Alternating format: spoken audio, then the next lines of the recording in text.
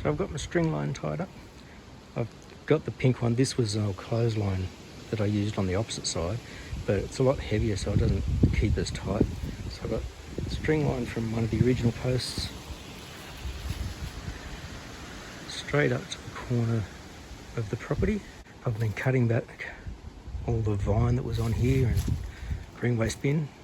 Annoyingly, the green waste collection was yesterday, so I've got to wait another 2 weeks. What I've discovered, which is something I had a feeling of, is that the current fence has sagged in towards the neighbour's yard.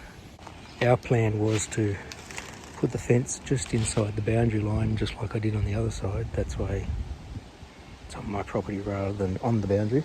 I was just talking to the neighbour and I showed him this and he went, oh, so what are we going to do there? I'll put the fence on our side of it, just on our side of the boundary, and where all this stuff is, that's where it's sagged in, because he was planning on putting a retaining wall in that side to build it up anyway and plant natives. After I've put the fence in, he can chop the wire down to the ground level or whatever, and that way it'll still hold back this stuff. And I'll get the fence line put up on our actual property boundary. It's hard to believe that that stuff's fallen in that far. I don't think it actually started right on the line. So when the old neighbours were building the fence, I think they when they put these star pickets in, it was basically just to get around all the tree stumps that used to be along the boundary line, because there was trees all along here, and now there's nothing. Kind of wish I had a sawmill, because I didn't realise you had this big log on the other side. I'll show you. That was one of the trees that was there. Now I don't know if that was the poplar or the Chinese elm. Anybody got any ideas? I know I've done some wood turning with it in the past when we had the other ones chopped down, and they don't stay orange like that for long. That's the colour they are when they first get chopped down. Okay, you're going to work on getting that boulder out from under the stairs. 3-ton snatch strap or 3-ton loop. 1-ton loop, 1-ton loop. Chain block and tackle. 3-ton loop hooked onto the edge of the brick wall. I tried the post, but the post just kept moving, and it's slowly getting it. So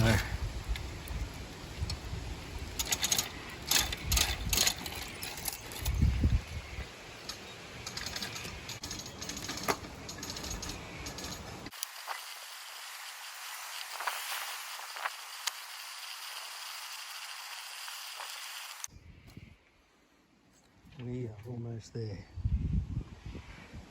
Why did I stop? Because I ran out of chain.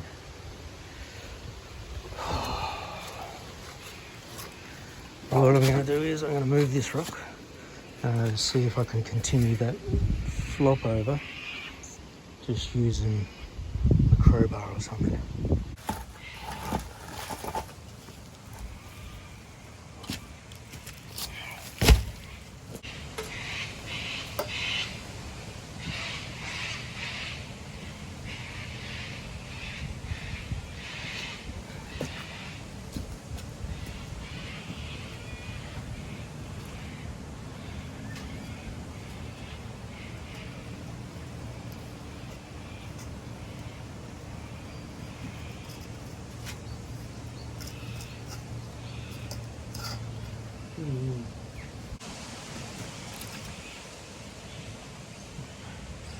Ground's too soft there to get any leverage on it. Next plan of attack. Alright, 6-foot star picket, hammered in just here. There's a little bit of slack, so I'm going to ease off the chain.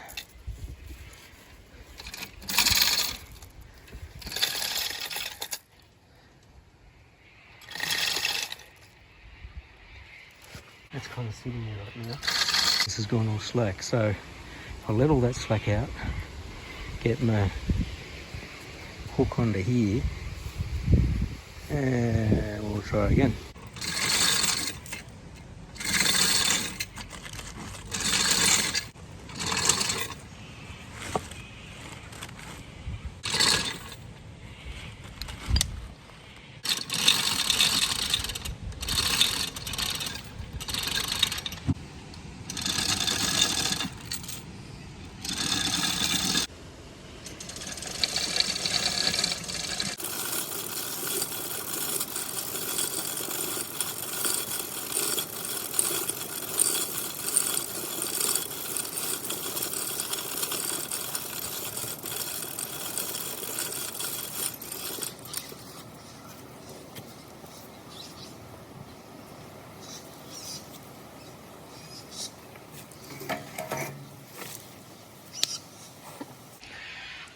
So dodgy paid off. That's where that was sitting. Now there's still this giant rock, but it's under the leg, so it's staying there, and it comes all the way back in here anyway. And then this one's just concreted in. The plan is here, I'll cut that back the same way I did up there. And then there'll be a formwork for concrete here. This way it filled in. Well, this is going to be a concrete path eventually. I don't know what I'm going to do with this, but you can see the size of it.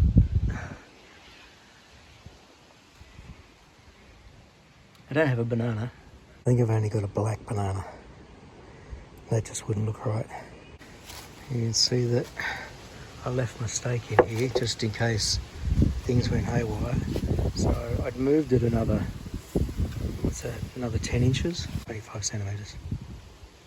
That could be right. Somewhere between 10 and 12 inches. I just doubled this up completely and up to here, and that held on. The brick wall was the most immovable object. Morning. Now that I've got this out of the way, a bit more confident about what I'm doing under here. Now I was going to go up and start digging the holes for the fence, but I forgot to talk with my wife about where we want to have that first post, because I'm starting up there. On the other side, I started at the gate at the side of the house and just made my way up, and where it stops is probably about maybe 12 inches from the actual corner of the block, and that's where the water tap and everything is, like the water supply. On the other side, do want to start as close to the corner as possible, or come back the same distance and then just work backwards from there. So I don't want to go starting digging holes up there and I've done it wrong. Here I do actually need to get this wall rendered down low to waterproof it above the floor level in there. While I was re-cleaning all the wall off, I realised I probably don't need to render up too far. Like, I don't need to go right up, because I'm not planning on filling this back in. I do want to, now that I've dug down so low, I really do want to put a concrete pad at the bottom, concrete wall on this side to stop the water flowing into here, create this as like a garden tool storage, so that I get all the garden tools out of the workshop, especially since I've been very lazy and the garden tools are just standing outside the shed now, getting ruined. In here, I'm going to render the base, and I might come up, what's that, 1, 2, 3, 4. If I come up 5 courses, I'm above floor level, which is probably around here, maybe a little bit below, but you can see why I was getting some water through the foundation, because there's like gaps in between the bricks where there's no mortar, and when this was still had all the soil here and we got a lot of rain, the water was coming through here. Now it's a different story up this end. You can see how this part still looks damp. I think the partition between the laundry and the front of the house is probably about here, right here where you see that moisture stop. So that means that there's still soil on the other side of the wall here, which is why when we get really, really, really heavy rain that comes through the groundwater, we can still get water in the laundry coming through from in that section.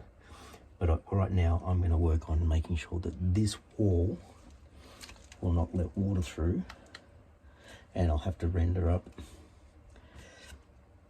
and just take that precaution in case water does get in here, because when we've had really heavy rain, I've noticed standing water in this area, which is why it's a little bit muddy.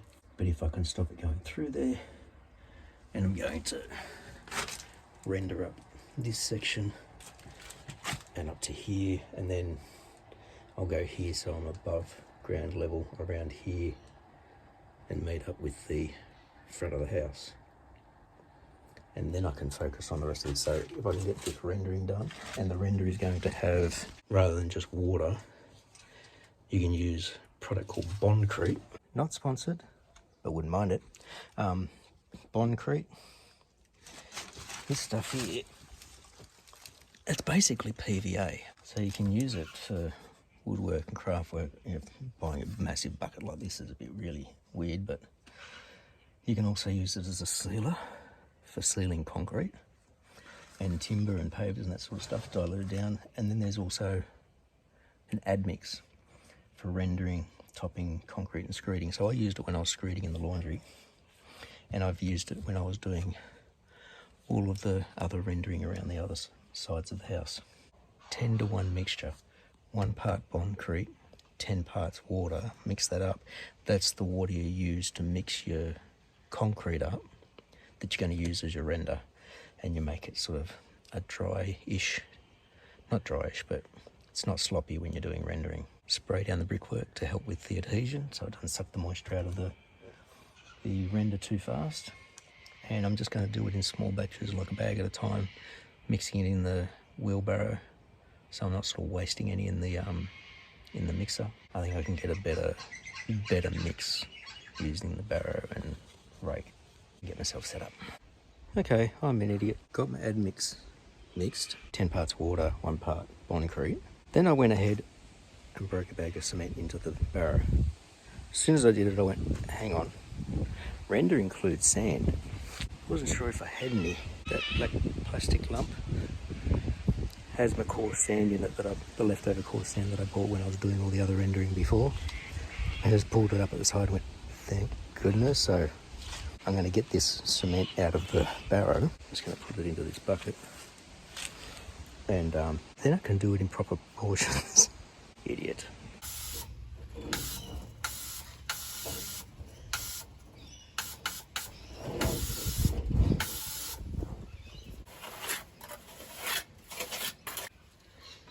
Now I know professional renderers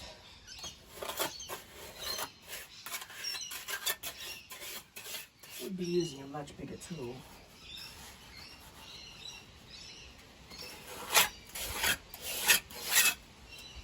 I don't have that experience, so I'm using a smaller one.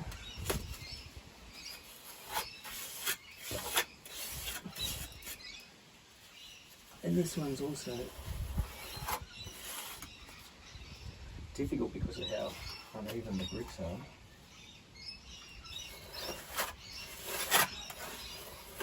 You've really got to push them in. And I don't want this to be too thick either on this one. Something where I can get it pushed into the gaps and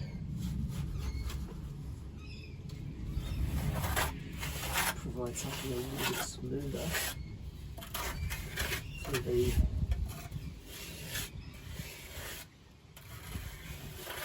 pond paper type stuff.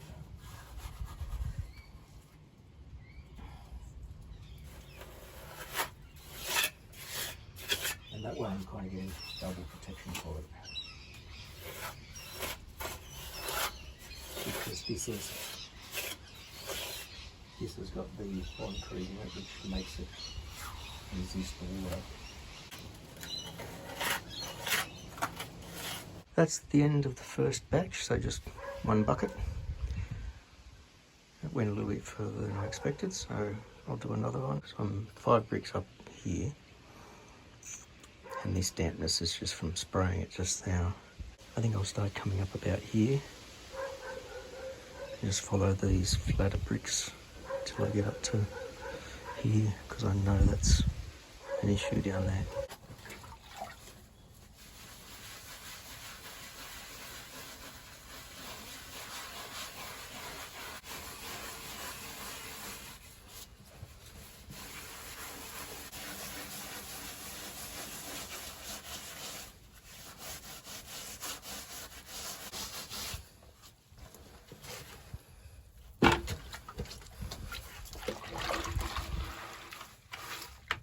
Showing you the difference. Like, this is pre-rub down,